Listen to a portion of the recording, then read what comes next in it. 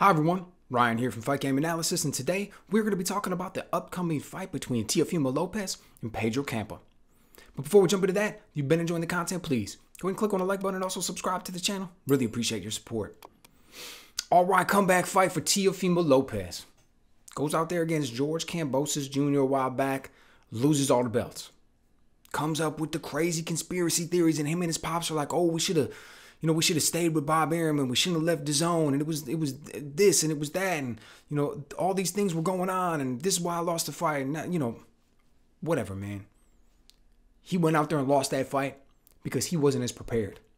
He went out there and lost that fight because he didn't train as hard. He didn't know how to deal with what Kambosos brought. He didn't know how to adapt in the middle of the fight. Like, he just lost the fight. He went out there, and on that night, he was not the better fighter. Now, look, if those guys were to fight 100 times over the course of their career, I still think Lopez would win more often than not. I still think he's the guy with the higher potential. He's the more talented fighter. But he lost that night, plain and simple. And that's all that really matters.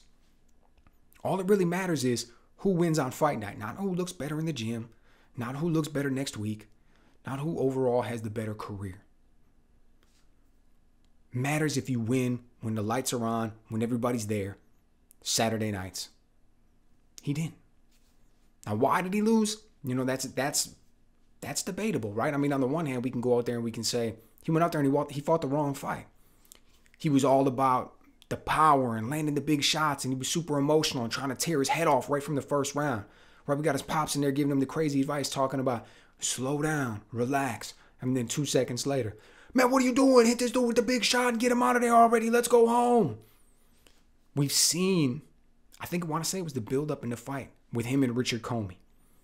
There was a special, it was on ESPN. He had the special, Mark Kriegel had done the special, and he was talking about like Teofimo Lopez's, I'll say his mental health for lack of a better description, but just kind of overall, like the relationships he was having with his family and his father and different things that he was dealing with, and anxiety. It was a time when he married his wife, or he had just recently married his wife, and he was even stressed out about where am I going to train, and what about the honeymoon or something. Like it was a whole thing, and it's like, it was just one of those reminders, like, this dude's young, man. A lot of these guys are.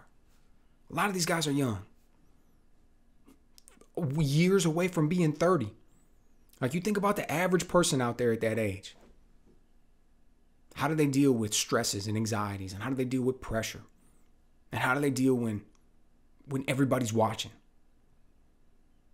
Like, it's a lot. It adds up. You're always on the highest stage. People are constantly sticking cameras in your face. People overanalyze every single thing you do and say.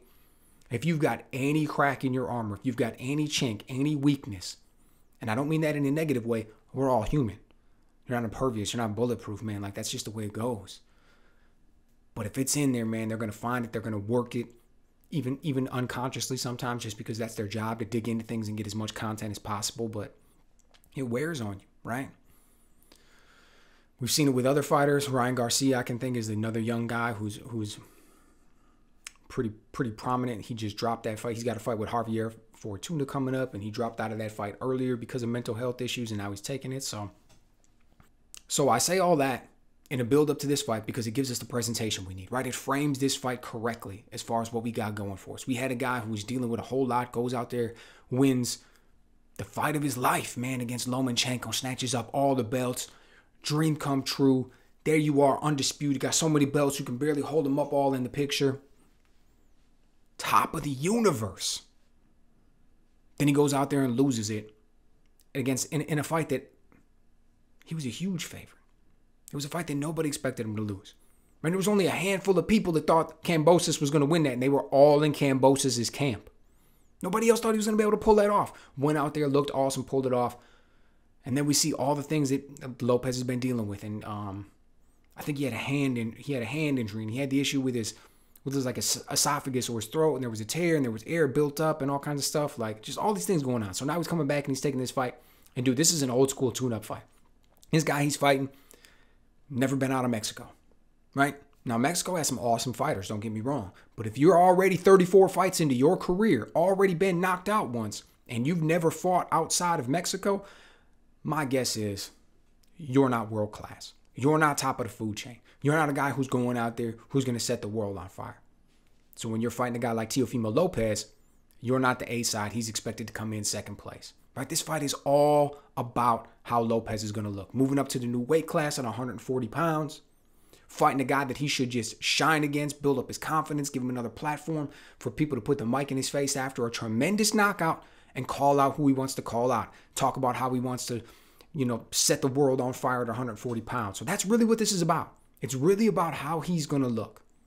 Is he going to come out there and look rejuvenated? Is he going to work the jab to set things up? Is he going to use that hair trigger right hand to come over the top of what Kampa does and just blow him out of the water like we saw against Richard Comey? Is that what we're going to see? Are we going to see a Lopez who's a little bit more unsure of himself, who tries to pace himself a little bit more, almost fights outside of his style, but he's trying to change it up because he thinks that's what he's going to need for, going forward for his career? I mean, I don't know. It could go a few different ways, right? Either way, I'm incredibly excited. I'm a Teofimo Lopez fan. I've said it before and I'll say it again. I think he's got a huge amount of potential. I think the sky's the limit for this guy. There's a lot of people who hate on him. There's a lot of people who think he was overrated and don't really like him. A lot of people who think that he received too much praise for that win against Lomachenko. I mean, I get all that. I understand those things. But he's still young. He's still got a lot of career left in front of him. I'm saying that I think that when it's all said and done, this dude's 40 years old and we look back, we're going to say that it was an awesome career. We're going to say that, hopefully we'll say that he reached his potential. And if he does, I think we're going to be talking about him at the top level for a very long time. So he's going up to 140 pounds, always been big for 135. Part of me was surprised after that really long layoff after the Lomachenko fight that we even saw him at 135 again, but I'm sure he wanted to just go in there and defend the belts. But after losing him, it makes it an easy decision to move up to 140. And now he's in there against a guy who's B-level fighter at best, should shine. Who's he going to call out next? What kind of wrinkles are we going to see from his game that are going to give us the intrigue about the future? What do you think Teofimo Lopez has for us? Let me know what you guys think.